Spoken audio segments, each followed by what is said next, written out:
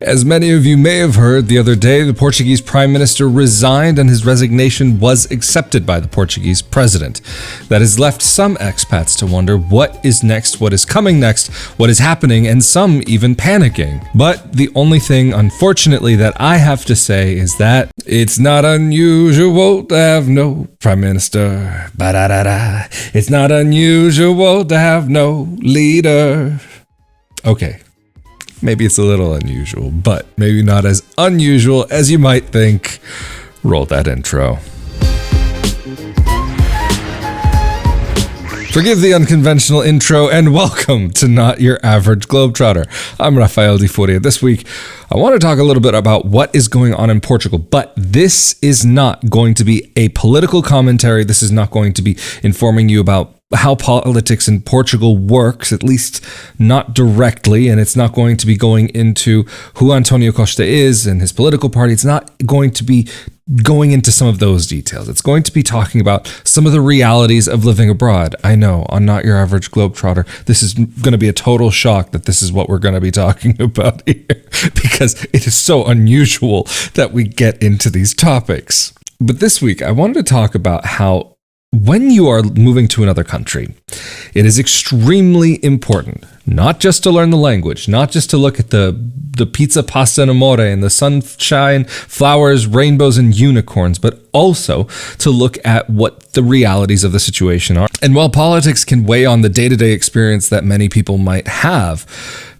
I don't feel as though it's necessary to jump into some of the details about who they are, what they are, when they are, why they believe, or how they believe, because all that's really matters in this case is that there's an investigation that started, and the Prime Minister said that he was out, and there are 5 people, as far as I understand, at least as the time of the recording of this episode, by the time it gets uploaded. As you're watching this, things could have already progressed by the time this comes out. So what I will say is that there are going to be daily realities that you will see that are going to be different, and things might not be as quote-unquote stable as what you may be accustomed to, or I don't want to say necessarily stable or unstable, but you may not see the status quo maintained for as long of a period of time as you might expect in some other parts of the world. Like the other day, I was actually with friends when I heard this news, and at first I was like actually kind of shocked by it, and then I was like, oh, well, maybe it's been a while since something big has happened, so yeah, it's probably due for something to happen at this point.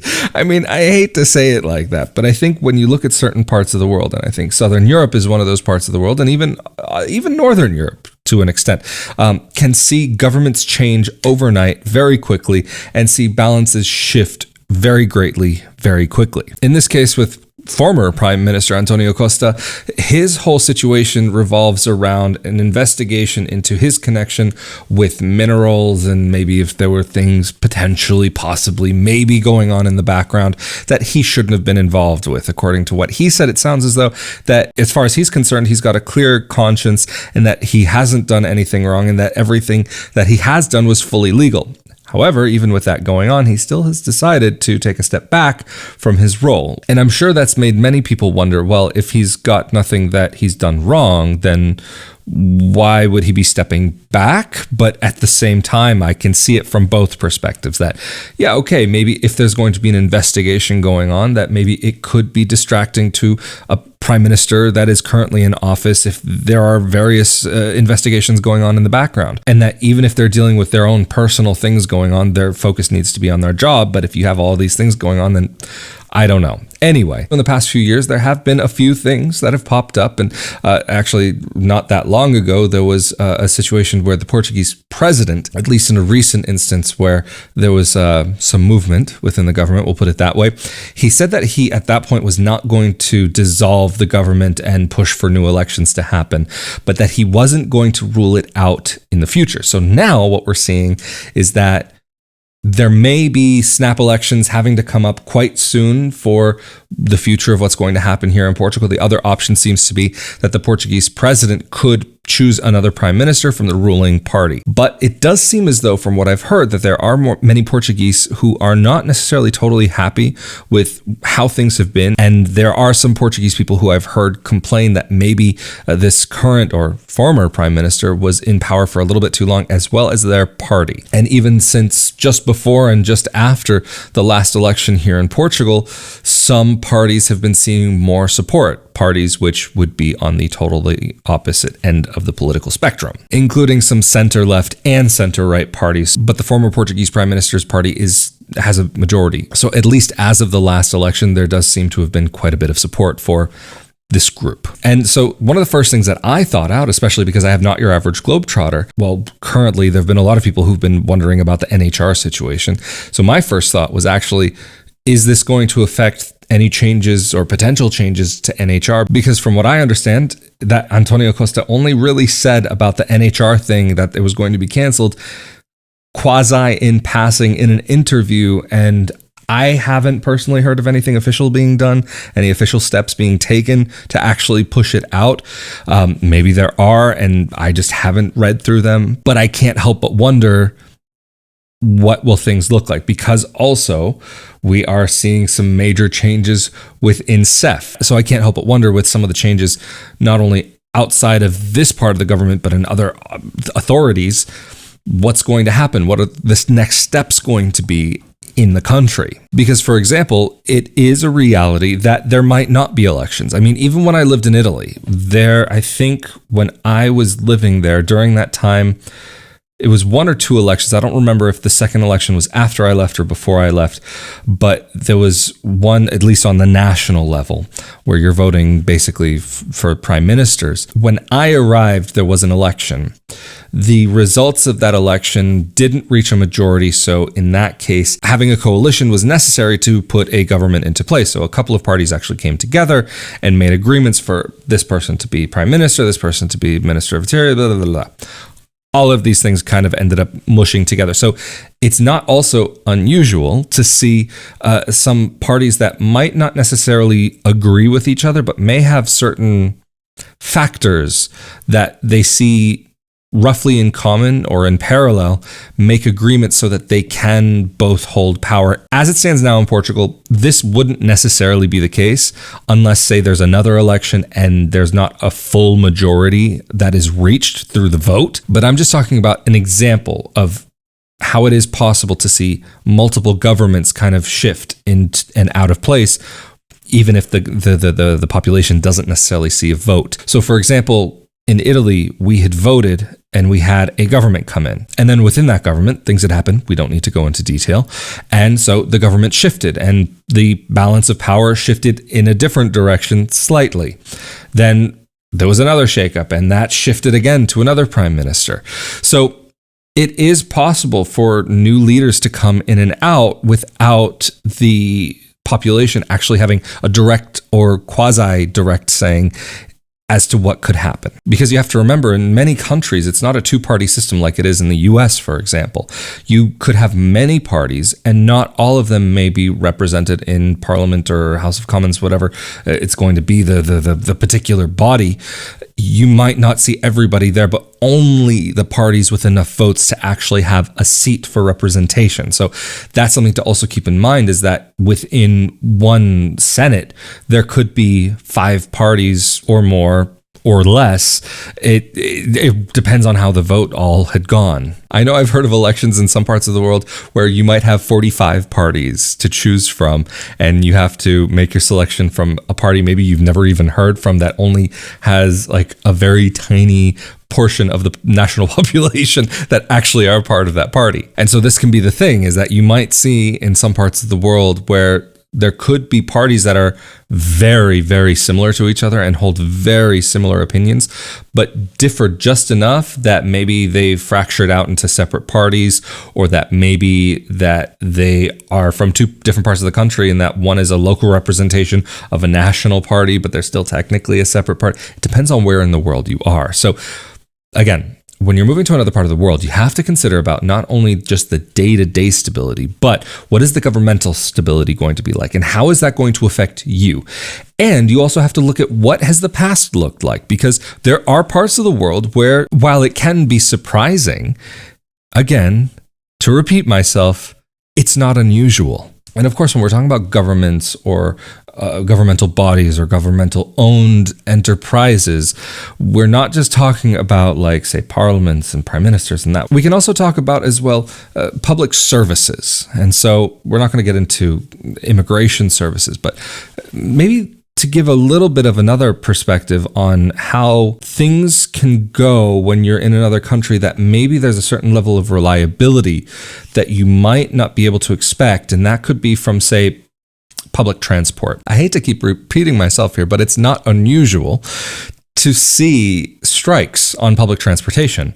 But the big difference is that in Europe, when a strike is going to happen, it's usually planned in advance. And in some countries, like Portugal, for example, if there are going to be train strikes, you will be able to know about that in advance. It almost seems sometimes like it's done in a quite civilized and polite manner, where it's like, oh, on the 30th of June, we should be taking the day to protest our wages. And they actually let you know ahead of time. So it's like, okay, there could be disruptions on a regular commuter train or an interregional train or this or that or the other. But the good thing is that in, like, say, Portugal, for example, or even France, that you can have sometimes buses that will come in place of trains.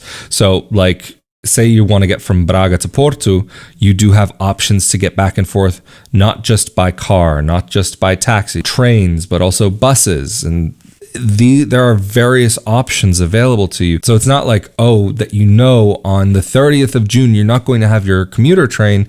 You might be able to figure out an alternative bus that will at least get you roughly to the same area that you would normally try to get to. Of course, a factor to be considered is that if the trains are on strike and you have to take a bus or a car or whatever, a taxi, that the roads could be maybe a little bit more full than they might usually be. Or even getting a seat on the bus could prove maybe a little bit more difficult. But that's the good thing, though, in many major cities in Portugal, is that you have options for different companies for getting a bus. So even sometimes there are going to be situations where getting a bus could be faster and more convenient than a train. Like, for example, if you want to get between Braga and Guimarães, you want to go there by train, you have to go out to the middle of nowhere, out almost towards Porto, and then come back up towards Guimarães, and where it should just be, say, by car, like 20, 30 minutes max.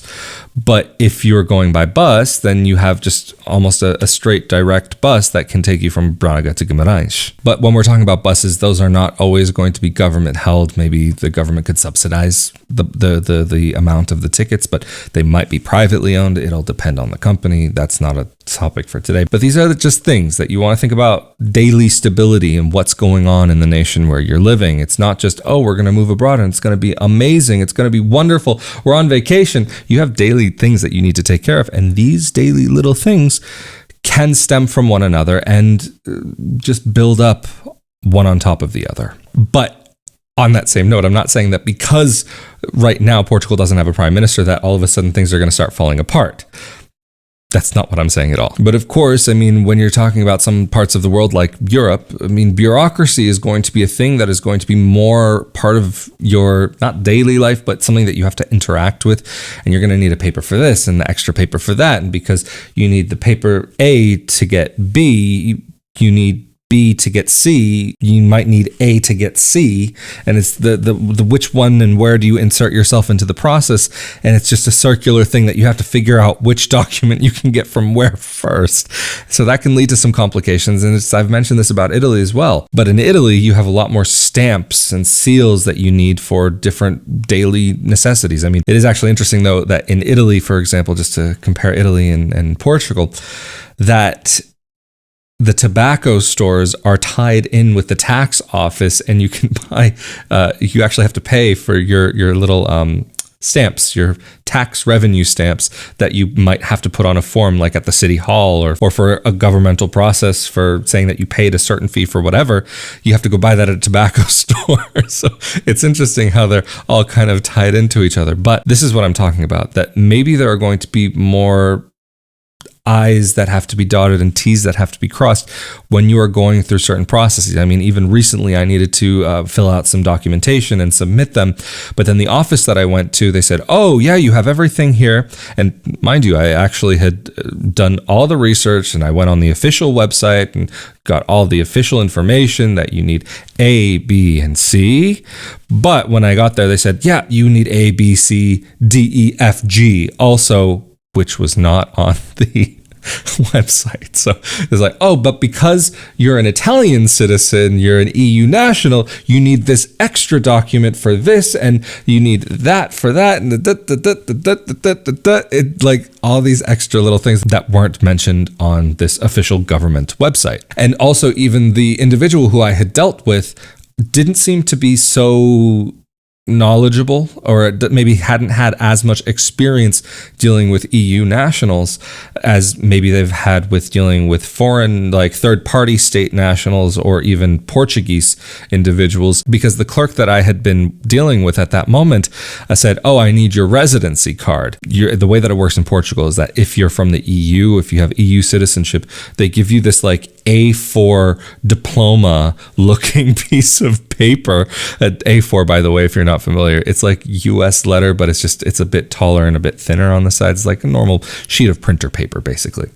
But she's like, well, I need your residency document. I was like, that is my residency document. She said, no, I need your residency document, like a card. I need the plastic card. I was like, I'm an EU citizen. This is all that is available to me here. So she had to go speak with her supervisor. I was like, oh, okay, and you have to fill out this and So anyway, there are going to be times where knowing the process that you're going through and what you have to deal with and understanding how the process is supposed to work is very important, because if I hadn't known that as a European that this is the only document available to me and this is the only document that I can get, that I would have maybe thought, oh, I have to go to this office and then get turned away and they say, no, because you're European, we don't have this document available for you. This doesn't exist. You need to go back to the other place. So there's wasted time. So even when I was getting my Italian citizenship, there were some Italian laws that I ended up having to quote to say, like, because this is my right to Italian citizenship based on and because I was at a consulate where this was not a common process to deal with this, they were less familiar with making the type of claim that I made for my citizenship. So in that case, for me, having that little bit of knowledge of what things are supposed to look like actually saved me and allowed me to get my citizenship, instead of having to go around and in 50 different circles to try to go in 50 different directions to figure out what is the right thing that I'm actually supposed to do to actually go through the process. But like I said, this wasn't an episode of Not Your Average Globetrotter about like what is necessarily going on, but about that you need to be prepared for different events that can happen in your time living in another country. I'm not here to say, oh, you should move. I'm not selling moving abroad to anybody. I'm just here to share some of the realities of what you can expect if you are somebody who's already kind of started mulling this over and you started going down that path towards maybe making it happen, or even if you're already abroad, to like, hey, let's bounce these ideas back and forth. There's a lot that no matter what country you're in that you'll have to deal with that feel completely different from another part of the world. But at the end of the day, it's like, oh, you had to deal with that. I had to deal with that too. No way. We're the same. I've had that happen plenty of times while living abroad, having spoken with expats who have lived in completely different places that I have, and comparing and contrasting notes on various different aspects of living abroad. But with that said, I think this is going to be a great place to round out this episode. So thank you so much for joining me for this episode of Not Your Average Globetrotter. I'm Rafael Di Furia. Stay safe and healthy out there. Of course, thank you all so much for joining me for this episode, as well as even more of a big, huge thank you to those of you who helped this project to keep on going through the monthly support on Patreon, patreon.com/Rafael Di Furia, as well as the one-time support through YouTube, through the thanks button, or through rafaeldifuria.com/support. Of course, I'm Rafael Di Furia. Stay safe and healthy out there, and I will see you all next time. Later.